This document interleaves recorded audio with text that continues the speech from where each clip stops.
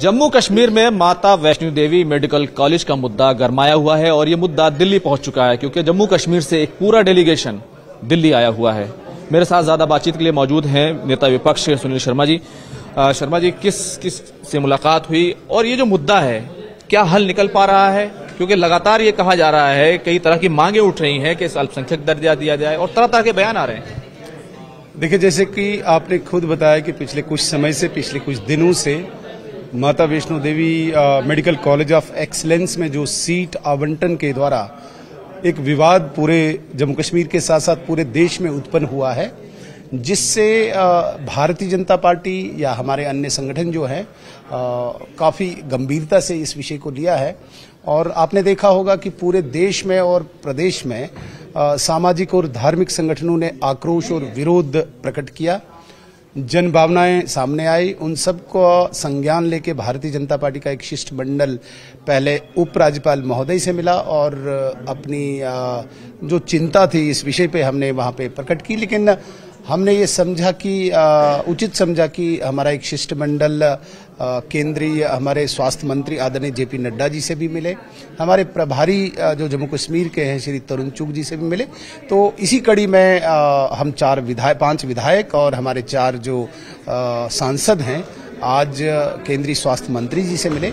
विषय की गंभीरता का संज्ञान उन्होंने लिया और जिस प्रकार से वहाँ पे परिस्थितियाँ उत्पन्न हुई है उसको हमने बिल्कुल सटीक और सही मायने में उनके सामने रखा और आने वाले दिनों में ये और ज़्यादा गंभीर हो सकता है उससे भी अवगत कराया।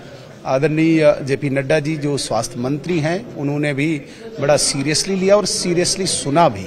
आने वाले दिनों में हमें उम्मीद है कि विभाग और जम्मू कश्मीर में जो भी कंसर्न जो विभाग इससे ताल्लुक रखते हैं वो कोई न कोई इसका समाधान निकालेंगे। एक मांग ये की जा रही है कि इसको अल्पसंख्यक दर्जा देकर इसका समाधान निकाला जाए, क्योंकि जिस तरीके से 50 सीटें थी उसमें से 43 सीटें दूसरे समुदाय को चली। नहीं, बिल्कुल अल्पसंख्यक जो माइनॉरिटी का इंस्टीट्यूशन वो हमारी कोई डिमांड नहीं है और न ही किसी आम जनमानस की डिमांड है। माइनॉरिटी इंस्टीट्यूशन घोषित करना हम इसके विरुद्ध है। हमारा ये मानना है कि जिस प्रकार से ये इंस्टीट्यूशन वहाँ पे एस्टैब्लिश किया गया है, जितनी भी अभी तक हमारे पास जानकारी है, ये सारी जितनी फॉर्मेलिटीज औपचारिकताएं हुई है ये सारी अमान्य है।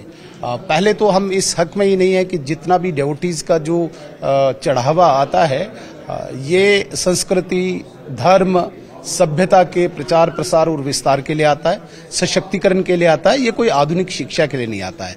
और इन पैसों से अगर वहाँ पे आधुनिक शिक्षा देने का एक जो काम किया गया है हमें लगता है कि ये उचित नहीं है। इसलिए ये बेहतर है कि ऐसे इंस्टीट्यूशन को न वहाँ पे स्थापित किया जाए, वहाँ पे गुरुकुल हों, वहाँ पे वेदास रिसर्च सेंटर हों, वहाँ पे आयुर्वेद का कोई बड़ा संस्थान खुले। हम इस पे काम करने के विषय में ज्यादा जोर दे रहे हैं, न कि माइनॉरिटी इंस्टीट्यूशन या अल्पसंख्यक। इसके हम विरुद्ध हैं। बयान पहले मुख्यमंत्री उमर अब्दुल्ला का आया था कि मेरिट के आधार पर तमाम चीजें हुई हैं। आज उन्होंने फिर से बयान दिया है और ये कहा है कि अगर माता वैष्णो देवी मेडिकल कॉलेज हमसे ऐड जो लेता है स्टेट से वो लेना बंद करे, जमीन वापस कर दे, फिर चाहे जो करे, दिल्ली के पास पावर है, चाहे जो करे। 2-3 बातें मैं जवाब देना चाहूंगा न्यूज 18 के माध्यम से। उमर अब्दुल्ला साहब एक कंफ्यूज पर्सनालिटी है और एक मैं इतने बड़े व्यक्ति को ये शब्द बोलना ठीक नहीं लगता, लेकिन बड़ा मजबूर हूँ, एक झूठा व्यक्ति है। उनके स्टेटमेंट्स आप पिछले कई दिनों से देखेंगे बहुत ही फ्लक्चुएट करते हैं। कभी कभी वो थ्रेट भारत को देते हैं कि वहां पे एडमिशन नहीं दोगे तो आतंकवादी बनेंगे, मतलब आतंकवाद को भी प्रोटेक्ट करते हैं। कभी कभी वो ये देते हैं कि भाई एक्ट में कोई गुंजाइश नहीं है, हम मेरिट के हक में हैं, मेरिट को हम बिल्कुल नेगेट नहीं करते हैं और उन बच्चों के कैरियर के साथ कोई खिलवाड़ न हो ये भी हम पूरा भरोसा देते हैं। लेकिन हमारा ये कहना स्पष्ट है, अगर वहां पे कोई अमान्यता है उसमें बोर्ड देखे, प्रशासन देखे, वो क्या डिसीजन लेते हैं वो ले। लेकिन आस्था जिस माता वैष्णो देवी के प्रति समूचे विश्व में सनातनी लोगों की आस्था है उस आस्था का पूरा ध्यान रखा जाना चाहिए। अन्य धर्मों के लोग जब वहां पे बच्चे आएंगे, उनका खान पान, उनकी वेशभूषा, उनकी पूजा पद्धति क्लेश कर सकती है वहां पे, क्योंकि बहुत बड़ी आस्था का स्थान है, बहुत विश्व प्रसिद्ध लोकप्रिय स्थान है। वहां पे इस प्रकार का क्लेश फ्यूचर में न हो, छात्रों को आपस में कोई कानून व्यवस्था की मतलब गुंजाइश न हो हाथ में लेने की। इसलिए आज ही अगर ये बंद भी करना पड़े तो हमें कोई इसमें आपत्ति नहीं है। अगर सीएम साहब को ये लगता है कि ये सारा अमान्य है, भूमि वहां पे अवैध रूप से ली गई है, या फंडिंग की बात करते हैं, देखिए माता वैष्णो देवी श्राइन बोर्ड की तरफ से अगर हम खुलासा करें तो फंडिंग इतनी बाकी संस्थानों में गई है, शायद सीएम साहब वो भूल जाएंगे। जो उनका 121 करोड़ रुपया यूनिवर्सिटी में आया है, जो कि एक चवन्नी भी अभी मेडिकल कॉलेज में नहीं लगा है, क्योंकि वो एफिलेटेड कॉलेज है। एफिलेशन डजंट मीन्स कि यूनिवर्सिटी कोई ग्रांट देगी। एफिलेशन का मतलब यहीं से ग्रांट पैसा उसको वहां पे यूनिवर्सिटी को देना है।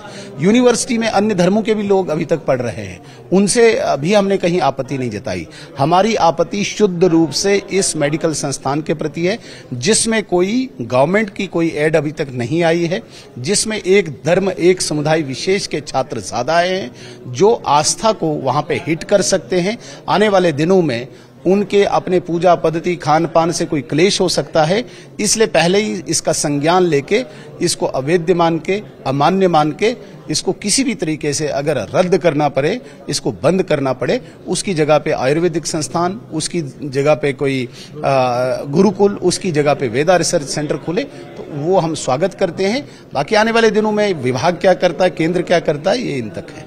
हमारे साथ पठानिया जी भी मौजूद हैं। सर, जिस तरीके से उमर साहब पहले मेरिट का हवाला दे रहे थे, अब उन्होंने कहा कि इन बच्चों की क्या गलती है, मेरिट के द्वारा आए हैं, स्टेट सरकार फंड देती है, ये तमाम बातें उनकी तरफ से कही गई हैं। तो इसमें बच्चों की क्या गलती है? क्या उनके जो उन्होंने जिस तरीके से नीट का एग्जाम दिया और वो फिर उनका चयन हुआ, तो इसमें उनकी क्या गलती है? देखें, एमबीबीएस की लिस्ट एक स्मॉलर, एक छोटा विषय है।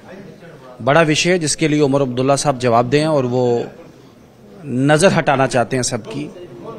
माता वैष्णो देवी का पवित्र मंदिर, और इस मंदिर को इलीगल, गैर कानूनी, गैर वैधानिक, गैर कानूनी तरीके से इसका कंट्रोल सरकार ने टेक ओवर कर लिया।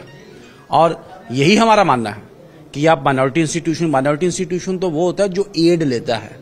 आप इसका इंसेप्शन ही देखें अगर इसका, तो 2000 करोड़ का fund shrine board directly medical college के डिस्पोजल के लिए रखा गया है, और वो 2-2, 3-3, 4-4, 5-5, 10-10 करोड़ की एड के नाम पे वो 2000 करोड़ को आप झुटला देंगे क्या? वो भी अगर कोई ग्रांटेड एड इस यूनिवर्सिटी ने ली भी है, तो श्राइन बोर्ड में पूरी एक सक्षमता है, वो उसको पूरा वापस करेगा, और करना भी चाहिए। ये ऐसा संस्थान है जो बिल्कुल एक माता के भक्तों, माता के श्रद्धालुओं के चढ़ावे के साथ चलता है। इसमें स्टेट का, सरकार का, पब्लिक मनी का कोई लेना देना है नहीं। ये वहाँ के स्थानीय माता के भक्तों की जनभावना है। लोगों के, न सिर्फ जम्मू कश्मीर, न सिर्फ भारत, बल्कि पूरी दुनिया भर के माता के भक्तों के मन में एक उनके मन का भाव है, बल्कि उनका एक, मैं बोलूं कि एक प्रोटेस्ट का स्वर है कि इसमें सिर्फ माता के भक्तों को एडमिशन दी जाए, वो ही पढ़े जाएं। भारतीय जनता पार्टी उनके साथ है, इसी संभाव के साथ, इसी सुर के साथ, इसी एक, मैं बोलूं कि संशय के साथ आज हम लोग केंद्रीय सेहत मंत्री जी से मिले, और केंद्रीय सेहत मंत्री जी ने बड़ी डिटेल से, बड़ी विस्तृत चर्चा से, पहले तो श्राइन बोर्ड एक्ट, फिर माता वैष्णो देवी यूनिवर्सिटी एक्ट, और तीसरा जिस तरीके से ये कॉलेज एक तरीके से ये सेटअप हुआ है, मेडिकल कॉलेज ऑफ एक्सीलेंस, कुछ इसकी क्रियाएं और प्रक्रियाएं जो वाकई में शक के घेरे में, तो इसको वाकई इसका पर्दाफाश होना जरूरी है, और जनता की जो जनभावना है उनका सम्मान बहुत जरूरी, बहुत लाजमी। बातों से ऐसा लगता है कि ये मेडिकल कॉलेज अब आगे रन नहीं करेगा, क्योंकि जो कुछ इसमें हुआ उसके बाद ये बंद होगा, या फिर इसमें बदलाव किया जाएगा? देखें, रॉट तो को सेट तो किया जाएगा, एक टोन तो सेट की जानी चाहिए, ये हमारा मानना है। लिस्ट एक पार्ट है, वो जिसे कहते हैं टिप ऑफ द आइसबर्ग, तो पूरे आइस की जो पूरे माउंटेन को, ड्यून को भी तो देखा जाना चाहिए। तो मैं फिर साफ और स्पष्ट अपनी पार्टी का, जैसे मेरे एलओपी साहब ने अभी इसे डिफाइन किया है, ये डिफाइनिंग मोमेंट है, हमने इसे बिल्कुल एक्सप्लेन किया है कि ये एक पूरा का पूरा लॉट एक बार सेट हो पाए, और माँ वैष्णो देवी की कृपा से, उनके आशीर्वाद से, उनकी अनुकंपा से उनके भक्तों का आना जाना लगा रहे, और ये अपने आप में एक बहुत बड़ा एम्पायर और सनातन के साथ जुड़ी हुई गतिविधियां। हमने सुझाव दिया कि अगर कॉलेज है या अस्पताल है तो सभी तो नहीं, लेकिन माता के गरीब भक्तों का कम से कम इलाज में को थोड़ी सी छूट आप दे जाएं। अच्छा, ये जो जिनका एडमिशन हो गया, ये दूसरी जगह भी एडमिशन नहीं ले सके, तो फिर इनका सवाल एक बन जाएगा और उमर अब्दुल्ला का वो सवाल तो फिर खड़ा हो जाएगा कि इनकी क्या गलती है। हमें देखें, आप मैं फिर स्पेसिफाई कर दूं, ये 43 लोग एक सिलेक्शन प्रक्रिया से आए हैं। जब तक साबित ना हो जाए उस प्रक्रिया में कोई प्रॉब्लम थी, तब तक तो ये वैलिडली इनको सिलेक्टेड मेरिट कैंडिडेट हैं और इनको कोई भी नुकसान पहुंचाना या इनकी एडमिशन रद्द करने का हमारा कोई भी ऐसा मांग, इनको स्थानांतरित करके कहीं और कॉलेज में भेजा जा सकता है। उसमें कैसे पठानिया जी, अब इससे आगे बढ़कर एक अहम सवाल जो जम्मू कश्मीर से रिलेटेड है वो बड़ा खड़ा हो गया है, क्योंकि रिजर्वेशन को लेकर जो तमाम पूरा विवाद चला, कमेटियां बनी, कमीशन बने, तमाम चीजें हुई। कल जम्मू कश्मीर सरकार इस पूरे मामले को लेकर कैबिनेट में आ रही है। आप लोगों का इस पूरे मामले में क्या पक्ष है, क्योंकि अभी भी जो ओपन सीटें हैं रिजर्वेशन को लेकर जो एक पूरा सवाल है कि वहां पर जनरल जो सीटें हैं वो 30 से 38% तक ही जो है ओपन है, तो इसमें भारतीय जनता पार्टी का क्या मानना है? देखें, आपने अच्छा सवाल पूछा। मैं एक शब्द में बता दूं कि जम्मू कश्मीर में जो टोटल रिजर्वेशन जो मॉड्यूल है, ये आपके माध्यम से जम्मू कश्मीर की जनता और ओपन मेरिट कैंडिडेट्स को भी मैं एड्रेस कर रहा हूं। कभी भी 50% लिमिट जम्मू कश्मीर ने कभी भी क्रॉस नहीं की है।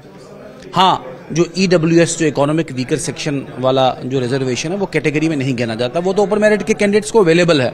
That's A category with in open merit category, या हैंडीकैप्ड या ALC या CDP वाला, तो ये सारा का सारा उसमें नहीं आता। ये एक फेक नैरेटिव बना के, असली प्रॉब्लम जो उमर अब्दुल्ला सरकार को है वो प्रॉब्लम है SC के साथ, वो प्रॉब्लम है ST के साथ, विशेषकर पहाड़ी के साथ, वो प्रॉब्लम है OBC के साथ, और सबसे बड़ी प्रॉब्लम है इकोनॉमिक वीकर सेक्शन के साथ और RBA के साथ। ये बहुत बड़ा एक तमाशा तुषाराघात करना चाहते हैं। भारतीय जनता पार्टी एक आंदोलन बना के इसका विरोध करेगी और वंचित, पीड़ित, शोषित जिनके साथ भारतीय जनता पार्टी का राष्ट्रीय कार्यक्रम है, हम उनके साथ खड़ेंगे, लड़ेंगे और सरकार को एक्सपोज करेंगे। लड़ने की बात कर रहे हैं, लेकिन जो एक अहम मुद्दा और ऑब्जेक्शन जो उठकर आ रहा है वो खासतौर से गुज्जर बकरवाल का जो रिजर्वेशन हुआ, उससे पहले पहाड़ी का रिजर्वेशन था, तो ये जो 20% हो रहा है, इसको लेकर भी कई तरह के सवाल वहां पर खड़े किए जा रहे हैं और कई जगह से कट करने की बात की जा रही है। देखें, जो पब्लिक डोमेन में भी आया है, पहले तो पहाड़ी, कोली, पाडरी, ये ऐसे लोग थे कि जो बिल्कुल एक एक्सट्रीम एक रिज पे रह रहे थे। अगर सरकार ने उनको ST दिया तो इसका वेलकम किया जाना चाहिए। बड़ी पुरानी लंबित ये एक ऐसे विषय थे जिन्हें बार बार कोई डिस्पेंसेशन एड्रेस नहीं कर पा रहा था, भारतीय जनता पार्टी ने इनको एड्रेस किया है। हम किसी को लेने देने की बात करते हैं, किसी से लेने का काम नहीं करते। नेशनल कॉन्फ्रेंस पहले तो बडगाम की हार, राज्यसभा की हार और अपने ओवरऑल गवर्नेंस और गवर्नमेंट के फेलियर को छुपाने के लिए नए नए हथकंडे अपना रही है, अराजकता फैलाना चाहती है।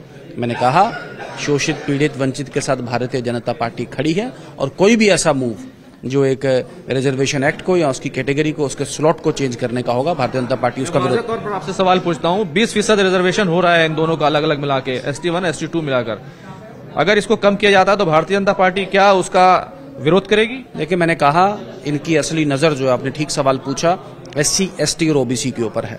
अभी पहली गाज शायद वो EWS और RBA पे गिराएंगे, उसके बाद SC ST OBC के ऊपर आएंगे, एक नया माहौल खड़ा करेंगे, नया नैरेटिव खड़ा करेंगे, अपनी गवर्नेंस को छुपाने की कोशिश करेंगे, लेकिन हम इसका विरोध करेंगे, एक्सपोज करेंगे और to expose, oppose and depose करेंगे सरकार को गली गली, कूचे कूचे में जाके। बहुत बहुत शुक्रिया बात करने के लिए। कैमरामैन प्रकाश गुप्ता के साथ हुर्रम शहजाद, न्यूज़ 18 दिल्ली।